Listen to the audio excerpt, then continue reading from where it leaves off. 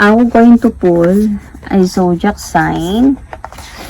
And anong zodiac sign ang lalabas? This reading is for you. So, para to sa'yo, might be for ano tayo ngayon? Today, starts today. Kung kailan nyo mapanood to. Today till I will check the date muna.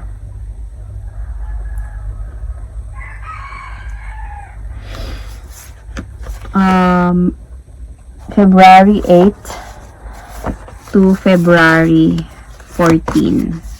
Okay? So, this is a love reading. February 14. For February 14. Valentine's Day edition. So, love reading edition tayo for Valentine's Day.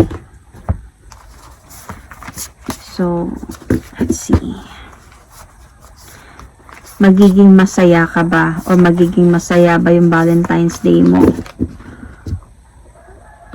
Sa February 14. So, 8 to February 14. Okay? If you're watching this between those dates. Pisces. So, this reading is for Pisces. Sun, Moon, Rising, Venus. So, sa mga Pisces Moon or Moon in Pisces. So, Pisces Ascendant, Rising Ascendant, or Venus in Pisces, pwede din to sa inyo. Okay? Especially sa mga Moon in Pisces or Pisces Moon. So, magiging masaya ka ba? This Valentine's Day.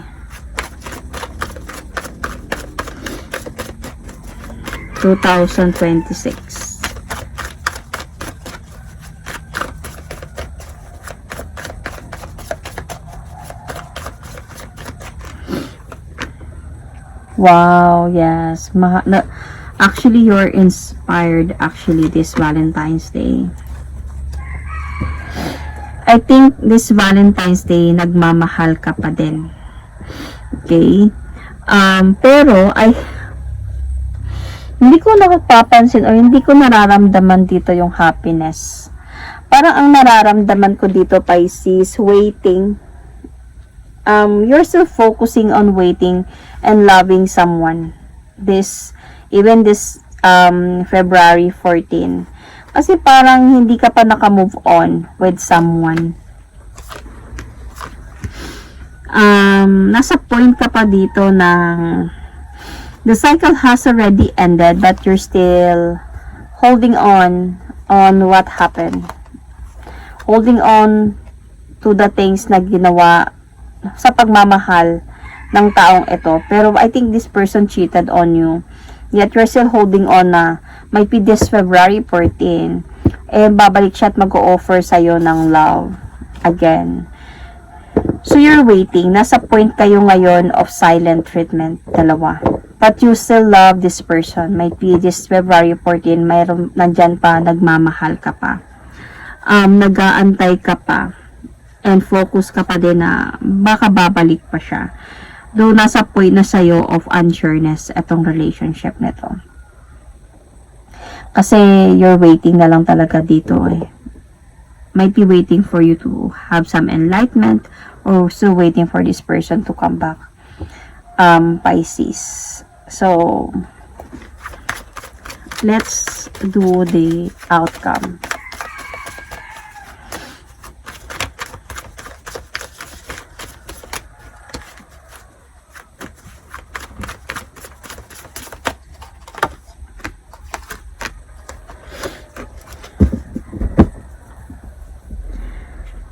Okay, so Pisces, I think the waiting is over.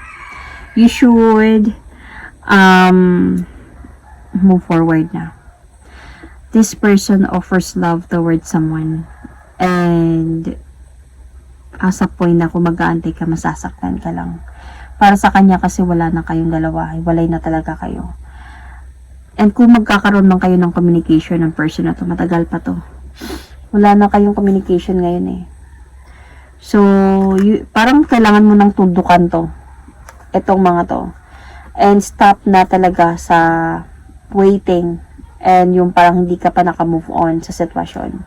Because of the promises of this person. This person, na-trap to siya during those time na kayo pa. Meron na siya. And nag-move forward siya towards there.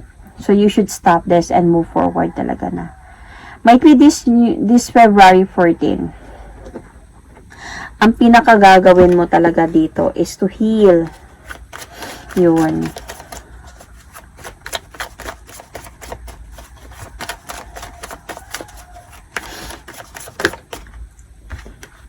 See? Ang pinakagagawin mo this February 14 is, I think as a point na huwag mong hayaan na gugulo to sa isipan mo. Etong sitwasyon na meron kayo sa mga promises ng person na to. And it's okay to reminisce memories with this person. It's okay. But as a point na you need to make the decision after. Make a decision. Kumaga, di ba with this February 14, dito ka magkakaroon ng parang ibabalik mo lahat kung ano yung mga nangyari, bakit nangyari sa amin to, ano yung lesson na kailangan kong i-learn dito, bakit ba ginawa ito, ano kayang reason, mga ganong mga bagay, bakit kaya ginawa to, bakit kaya ginawa niya to sa akin. Not yung revenge or not the anger and the weakness, but yung dapat yung puso at isipan mo magsabay na mag-isip at makiramdam sa sitwasyon and make the decision talaga dito. Make the decision, then start to move forward. So that is my reading for you, Pisces. For sa mga manonood nito from February 8 to February 14.